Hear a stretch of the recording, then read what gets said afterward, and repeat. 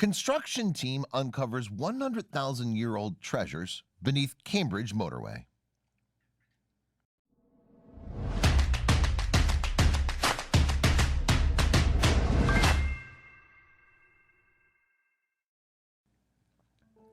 No one likes traffic, and it seems like if you live in or around a big city these days, you face this particular challenge daily.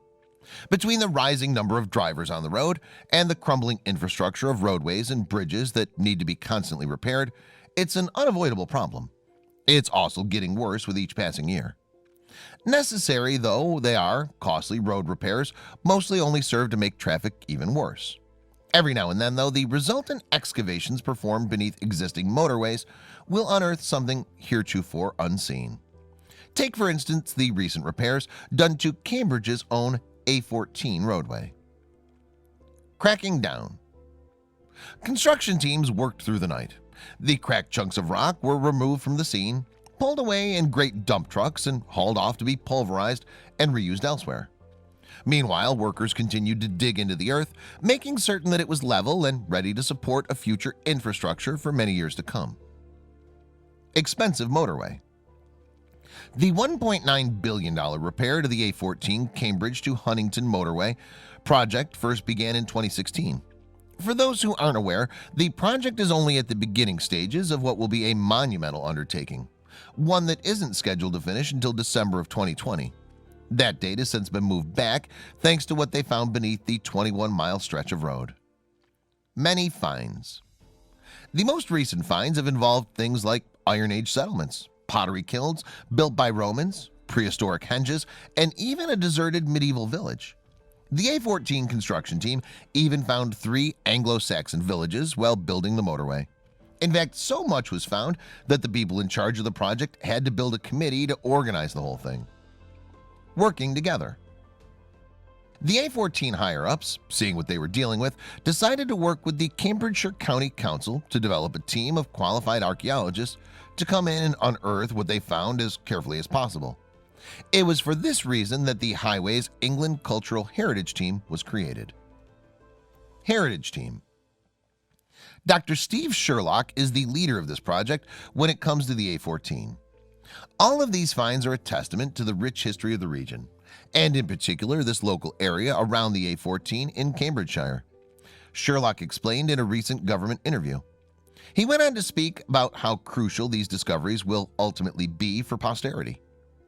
Rich history. Dr. Sherlock has helped catalog and transport all the found artifacts over the past few years, but the most recent discovery has been one of the oldest and most thrilling in his opinion. In fact, the skeletons the diggers recently unearthed might well be over 100,000 years old and are something both primal and fascinating. Rare specimens. Highways England experts worked alongside archaeologists and even a few borrowed paleontologists to investigate the prehistoric skeletons discovered beneath the A14. The remains of extinct animals have always been able to captivate people of all ages. The remains they found most recently are no different. Extinct animals. The team discovered the partial remains of a woolly mammoth and woolly rhino, which they confirmed to both be at least 100,000 years old. The bones were found in what is presumed to be an ancient river near Fenstonton. The initial findings didn't indicate anything about how the animals died, but the team had some ideas. Steep decline. Both animals survived through the end of the last ice age, which ended about 9,700 BC. Known as the Pleistocene epoch, this period initially saw quite a few mammalian creatures thriving as humanity did everything it could to outlast the worldwide winter. The end of the Pleistocene saw a steep decline in the number of mammalian megafauna around the world. Mammoth history. Woolly mammoths were plentiful in those days. Closely related to today's Asian elephant, these remarkable creatures were easily identified by their thick brown fur coats and their distinctive curved tusks, both of which were used by early humans to make clothing, tents, and weapons. Males were larger and are presumed to have weighed upwards of 6 tons. The last of them. The woolly mammoths survived past the Ice Age and may have lived on in the Arctic until around 1560 BC. For comparison, 1560 BC is about 1,000 years after the pyramids of Giza were built by the ancient Egyptians. That means that mammoths were still likely thriving in some northern climates long after our ancestors began building monuments to themselves. Remaining relatives. Woolly rhinoceroses, on the other hand, were slightly smaller than their elephantine cousins and weighed in at only about a ton each. This, of course, makes them a bit bigger than their modern rhinoceros cousins.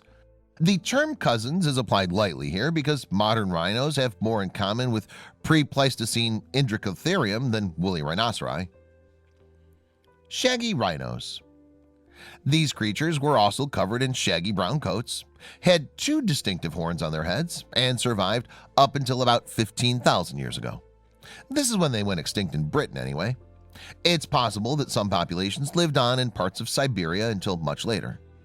Eventually, though, even these rugged holdouts probably went the way of the dodo. Global warming. The reason for the extinction of these mighty animals is likely the same reason humanity was eventually able to thrive. The end of the Ice Age saw a period of global warming that changed the previously frigid northern regions into temperate environments.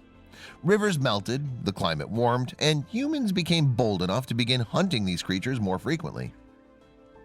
Bitter cold, bitter end. Before this, mammoths and woolly rhinos had been adapted to live on the cold grasslands that lay just south of the northern glaciers. Their thick fur and layers of body fat protected them from bitter cold but weighed them down immensely when the environment changed. This is likely how the few specimens found beneath the A14 eventually came to be there. Floodplain pictures. Consultant Paleolithic archaeologist Dr. Bill Boismere works with the organization and has been working to study how the bones can reveal what the floodplain environment that the A14 sits upon might have looked like during the Ice Age. He believes that the bones, plant remains, insects, and even microscopic pollen grains will all help paint the picture for them in the end. Unique opportunities. Cassia Gedanik is the senior archaeologist at the Cambridgeshire County Council. He believes that the team should also be mindful of the quarries in the area. Quarries are dug out in layers, which are therefore easily studied. They afford scientists unique opportunities to understand deep time periods of land formation and transformation. Valuable evidence. Gravel quarries, such as the one at Fenstanton, provide valuable evidence of ice ages and warm periods or interstadials. Gedanik explains. He added that they also require specialist investigation to interpret the evolution of the landscapes when it comes to mineral deposits and the way different sediments build upon one another. Studied in London. The latest discoveries of these amazing Ice Age animals will be sent to London to be properly examined and preserved by specialists.